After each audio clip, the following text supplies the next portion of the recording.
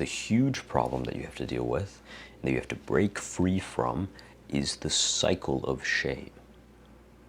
If you don't know me, my name is Krishna, and I help young men quit their porn addictions. And you can probably relate to this story.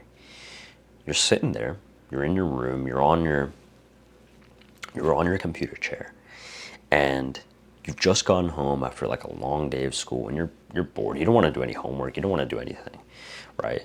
So you take your phone, you scroll on Instagram, right? And then you see something that triggers you, whatever it is. Maybe it's like a hot fitness model. Maybe it's like a girl that you know that you're attracted to, whatever.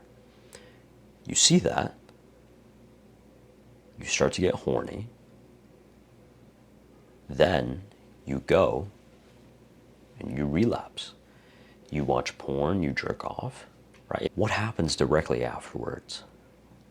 Directly after you relapse? How do you feel? Probably don't feel that good, right?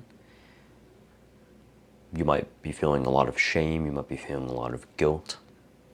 You might be telling yourself, it's like, what have I done? Maybe, I feel like a disgrace. And then really the important thing is you tell yourself, you're never going to relapse ever again. This is the last time that you're going to relapse.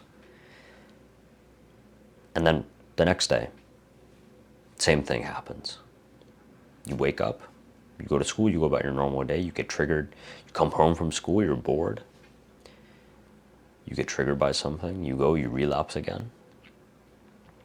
And then the cycle repeats over and over and over again, right? Maybe sometimes you even do it multiple times per day. Maybe I used to do this. In the middle of the day, I would relapse once. Later at night, I'd relapse again. Why does this happen? Why are we constantly stuck in this cycle of trigger, craving, action, shame, and then repeating it, right? Because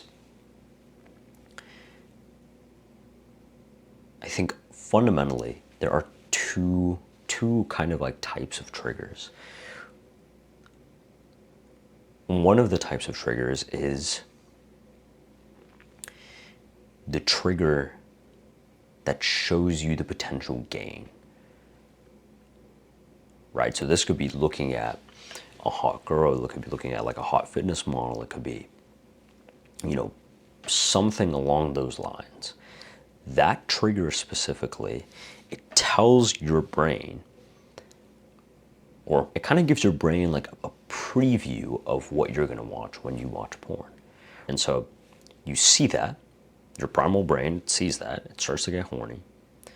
And then it's like, oh, I want to have sex like right now because I just saw like a preview of the thing that I am going to see, of what it could be. And then, that eventually leads to you watching porn and things like this. That's how it was for me. But not only did that trigger me, the thing that also is a pretty common trigger is an avoidance trigger. It's a painful feeling. It's shame, depression, loneliness, emptiness. Right? Those are painful feelings. And they're pretty hard to feel, right? They're like, generally speaking, we don't like to feel those feelings. And so instead of feeling them, what we do is instead we numb ourselves. We cope, right? And what do we use as a coping mechanism? We use porn. And so the reason that I'm saying this is because if you look at the cycle of shame, right? It's called the cycle of shame for a reason. Because shame then becomes the trigger, right? So first there's the trigger. It's, whatever it is. It's maybe you, again, looking at a hot woman, or maybe it's you feeling like a painful emotion. Generally speaking, it's like one of those two things. First is the trigger. Then you get the craving, right? You get the feeling of horniness. You get the urge to watch porn. Then you actually watch it. Then after you watch it, you feel shame, you feel guilt, you feel really, really bad for what you've done.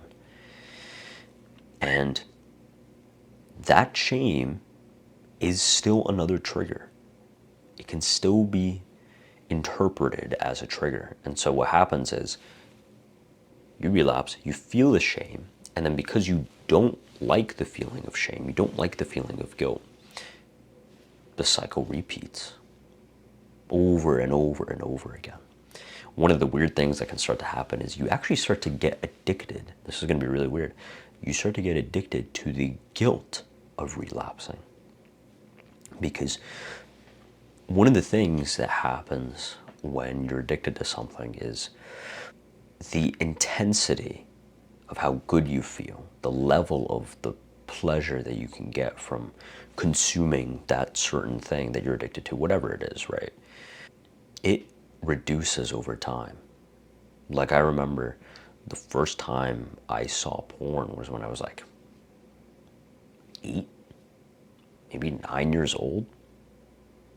And the first things I saw, they weren't even videos, right? They were just photos, they were just pictures. And when I saw those pictures, I got really, really excited. I was like, whoa, this is crazy. If you asked like 14, 15-year-old me who was already addicted for a while up until that point, if you asked me back then, like, hey, do you get excited when you look at these photos? I'm gonna be like, I don't really feel anything. Because as we use something, specifically something that's addictive, our tolerance to it increases, right? And so we're able to watch more of that thing and consume way more of that thing to get the same hit that we would have felt as if we watched it the first time. That's also why, like, the further and further I got into my porn addiction, I started watching just like disgusting, quite frankly, just disgusting content. It started out with literally just photos, bro. And then it progressed to like, I don't even want to say it, bro. It's terrible. But we get sensitive, or we get desensitized to the things that we get repeated exposure to, right? And so why does this relate to us feeling, or us getting addicted to the guilt? Is because the guilt is always there, right? No matter if we relapse to a photo or if we relapse to 3 videos at once, it doesn't matter if we relapse to any of those things. The guilt is still going to be there. And if we can't get feeling from actually watching, then we can only get feeling from the guilt and the shame that we feel afterwards. And so in a weird way, we start to get addicted to that guiltful feeling, that shameful feeling, because it's the only thing that we can feel fully, because it doesn't go away, right? It's still there. It doesn't like fully reduce in intensity. That's another like really, really weird mechanism that the brain sort of comes up with, is that you start to get addicted to this shameful feeling. Think about that. You're not even, like, you don't even get pleasure from the thing that you would get pleasure from anymore. At that point, you're using that pleasure to then feel the shameful feeling.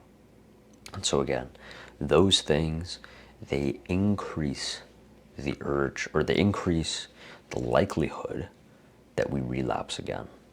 And so your job is to break the loop, right? It's at some point during this entire process to break the loop, to not give in to the urges and to not give in to the shame either. And so the thing that I would tell you to do, I'd go about this a few ways, but the ways that helped me was, when I got an urge, instead of just like feeling the urge and then trying to resist it and then failing to resist and then watching porn, when I would feel the urge, I would get up and change my environment. I'd get up and go to a different room. I get up and go downstairs. I get up and go outside, right? That helped me so much, because at the end of the day, the urge is just another form of energy. It's just another form of energy that we have within our bodies. And so if we don't use that energy for something else, it's going to be used to relapse, right? Because it needs to go somewhere. And so that's one of the things that really helped me in order to like break that cycle. And I guess just like another general tip that I would give you that I needed to hear personally way back when is that just because you feel something doesn't mean you need to act on it. You can feel the urge to watch porn, but still not watch it.